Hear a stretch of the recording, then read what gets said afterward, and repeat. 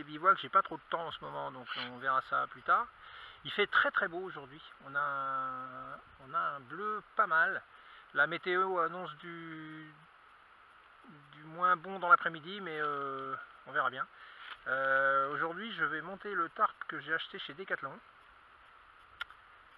C'est la première fois que je le monte, donc on va bien voir ce qui se passe. Et puis ça va sûrement patiner un peu au niveau des ficelles, des tendeurs et autres.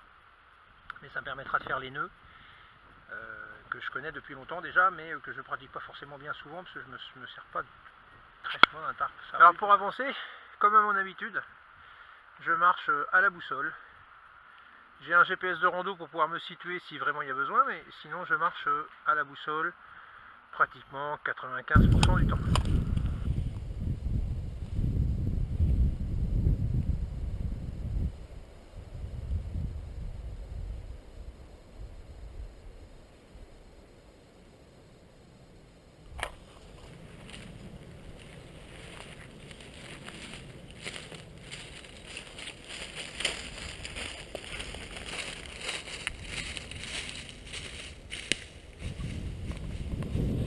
Bon, je continue à avancer, normalement en direction d'une mare. Sur la carte, il y a une mare.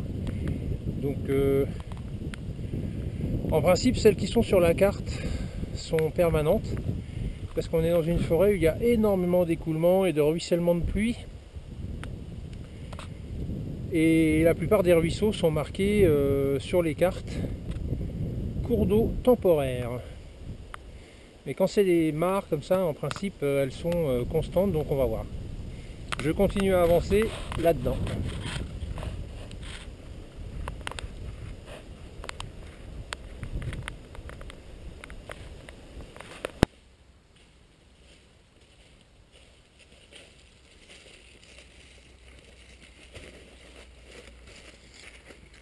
Il n'y a pas moyen de trouver cette mare. Alors où je me suis complètement trompé, ou finalement cette mare n'existe plus. Donc tout à l'heure vous allez voir comment j'utilise le GPS afin de relever les coordonnées et de retranscrire ça sur la carte. Et puis pendant que j'y suis, alors voilà les petits ruisseaux qui doivent sûrement alimenter cette mare. Je ne sais pas si ce sont des écoulements d'eau pluviale ou s'il y a quelques sources par ici. Ça coule assez bien. Ça coule assez bien. Et d'ailleurs ça doit être relativement fréquenté. Parce que voici des laissés. Certainement, je pense biches. Mais ils ont été un peu détrempés, donc on ne se rend pas bien compte. Je pense que c'est une biche. Voilà. Donc au moins ça.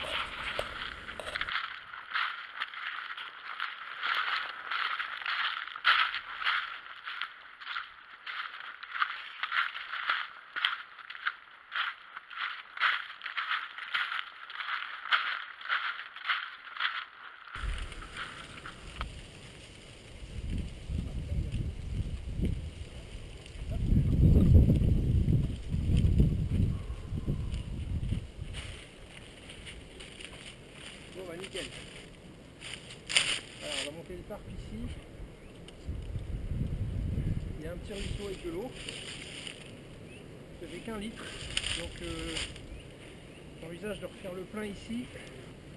Et soit de faire bouillir l'eau si je fais un feu, ce qui n'est pas sûr parce qu'il y a quand même beaucoup de monde. Et puis en plus on est dans un endroit où normalement le feu est un tant soit peu interdit. Voilà. Donc ceci dit, le faire quand même hein, quand il n'y a personne. Mais là il y a quand même pas mal de monde, donc je me demande si je fais le feu ou si je fais le réchaud. Je vais commencer par monter le tarp. Je déshabille un peu, c'est chaud.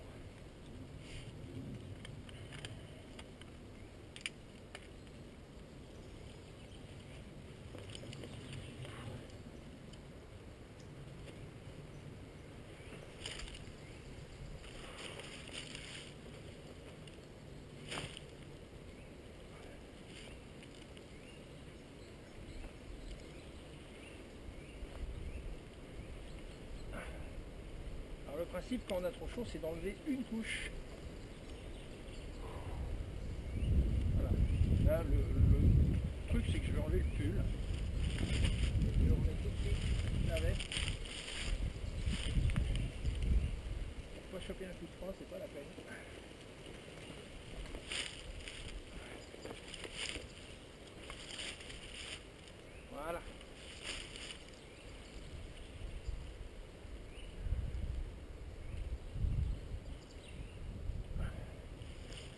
commence à avoir faim quand même.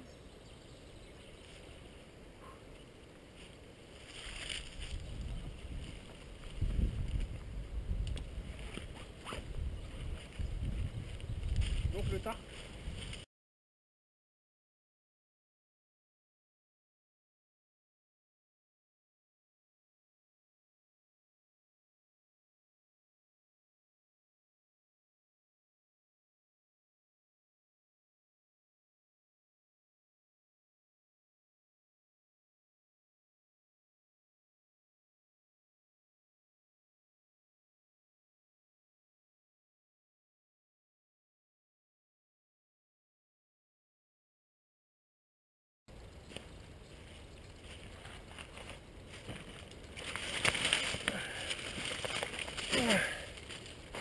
Bon, moi, pour être à l'abri du vent, je pense que je vais pas faire de feu.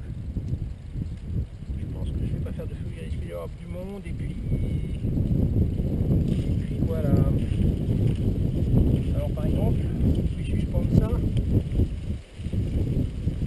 Ça va me permettre de savoir combien il fait de température. Là-dessous. Presque. Un coup il est dans un sens, un coup il est dans l'autre, donc bon, grosso modo on est à l'abri du vent. Et du fait qu'il y ait beaucoup de vent, je ne vais pas allumer de feu. On est relativement proche des habitations. Enfin proche. Je pense qu'on est aux alentours entre 1 et 2 km des habitations. Donc voilà. Et donc je vais le faire au réchaud pour aujourd'hui. Ce sera sans feu de bois. Alors il n'empêche que j'ai ma petite réserve d'écorce de bouleau au cas où je n'en trouve pas. La pierre à feu. Et puis là, eh ben, on va faire chauffer au réchaud.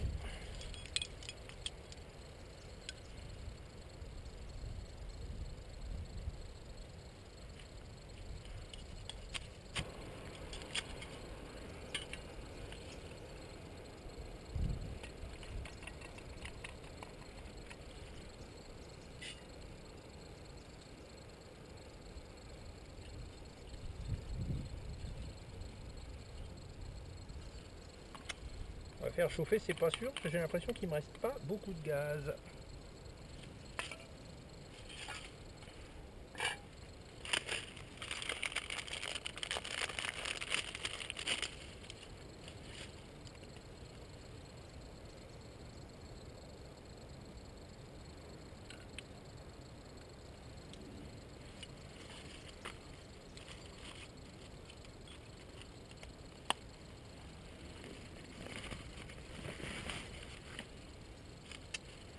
L'indispensable au Pinel.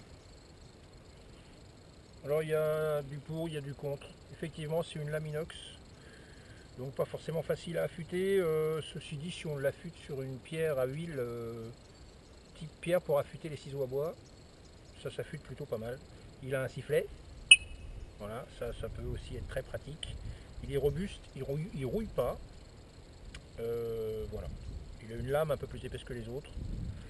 Bon, moi je l'aime bien, chacun son truc. Et puis sinon, j'ai également le poignard de chez Decathlon, Baladeo,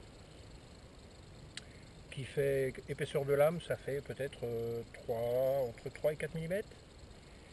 Manche en bambou, très léger, peut-être trop léger, quand on veut couper du bois avec.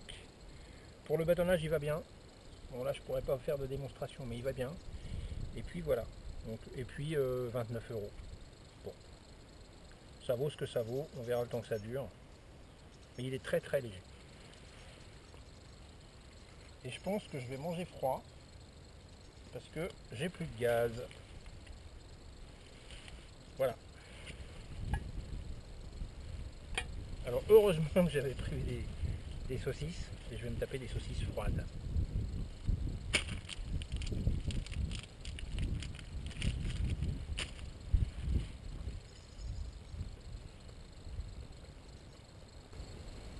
Alors pour le tarp, vous avez vu exactement ce qu'il ne faut pas faire.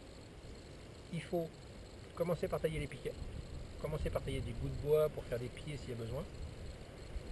Et ensuite, mettre la faîtière. Donc la faîtière, c'est ça, là c'est la paracorde.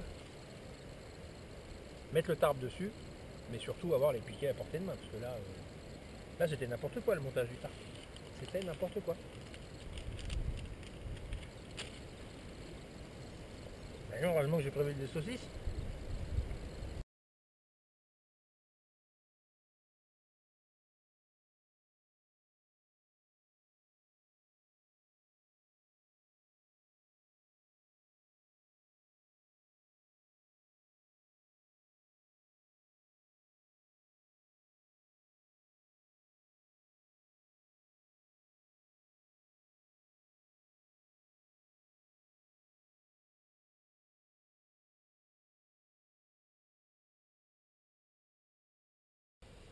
Voilà. 240 mètres, 232 degrés. Donc je vais pouvoir régler la boussole.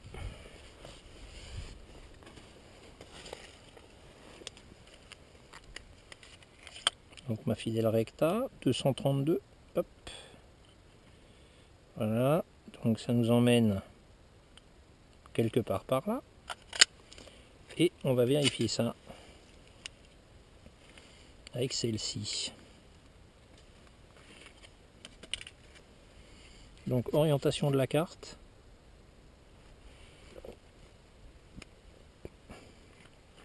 Sur la vidéo, je le fais avec une boussole plaquette. C'est plus visuel. Donc sur une boussole, on a la plaquette, la capsule et l'aiguille. L'aiguille qui est posée sur un axe. Il faut aligner tous les nord. Donc tous les nord, c'est le haut de la plaquette. Le nord est indiqué virtuellement par une flèche. La capsule, il y a le N du nord. Donc vous pouvez déjà aligner le N de la capsule, donc le nord de la capsule, avec le nord virtuel de la plaquette. Vous posez ça sur la carte. Et vous tournez, non pas la boussole, mais la carte, pour amener l'aiguille du nord dans le nord de la capsule. Les Québécois disent amener le chien dans la niche. Le chien étant l'aiguille, la niche étant les deux petits traits phosphorescents verts indiquant le nord. Voilà, donc là la carte est orientée.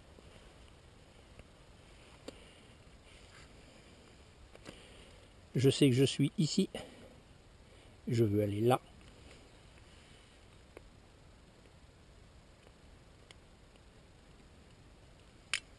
Donc, je vais marcher dans ce sens-là. Dans le sens de la flèche. Le bord de la boussole sur l'endroit où je suis, l'endroit où je vais. Je vais marcher dans ce sens-là. Et je ramène le chien dans la niche, cette fois sans toucher à la carte. En faisant tourner essentiellement la capsule.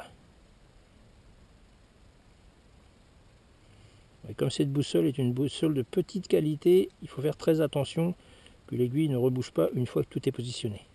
Et on lit l'azimut, ici, c'est-à-dire là, on est à 220 degrés, je ne sais plus ce qu'il nous annonçait, lui, 233. Bon.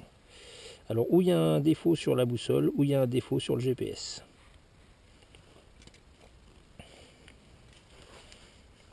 Je vais le faire avec la recta pour voir.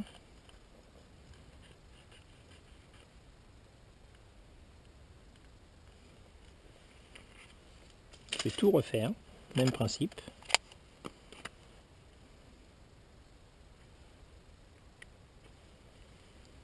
Ah, déjà l'orientation de carte n'est plus la même. Oh, je vais devoir faire attention avec cette boussole. Voilà, donc là la carte est orientée. Même principe. Je pose, je suis ici, je vais là. Et j'amène le chien dans la niche.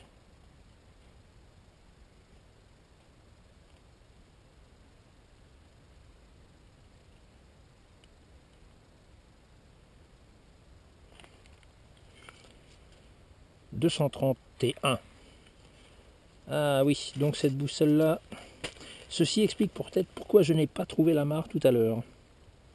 Je pense que cette boussole va aller à la poubelle. Voilà.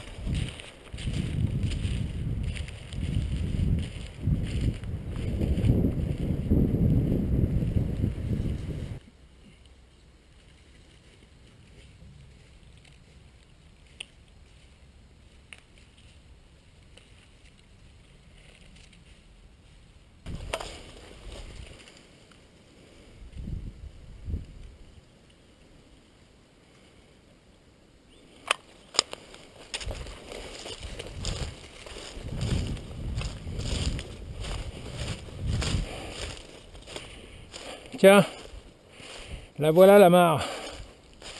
Voilà, on est en plein dessus là. Oh, elle est sympa en plus.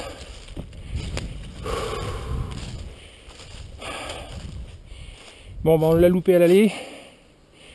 Voilà, on en a enfin trouvé. Comme quoi, avec des coordonnées GPS, dont on sait se servir bien sûr, et une boussole dont on sait se servir également, et ben voilà, on est tombé en plein dessus. Donc a priori, ma boussole plaquette, elle m'a annoncé, je me rappelle plus, 10 ou 12 degrés de moins. Donc forcément, je risquais de passer à côté. C'est ce qui s'est passé à l'aller. Bon, et ben je vais descendre là. Allez.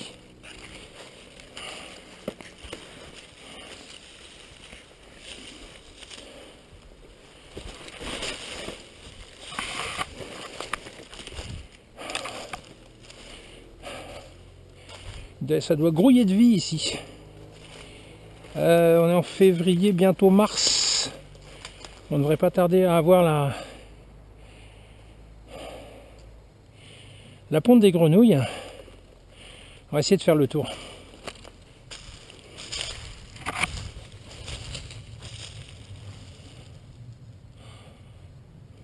Ah, il y a plein de refuges pour les oiseaux, pour les animaux d'eau. Oui, ça doit grouiller de vie, ça, quand ça va exploser, tout ça, au printemps. Il faut revenir, parce que vraiment... Voilà, donc c'est une mare permanente. Ça n'exclut pas la sécheresse en plein été. Mais d'une manière générale, c'est une mare qui conserve son eau.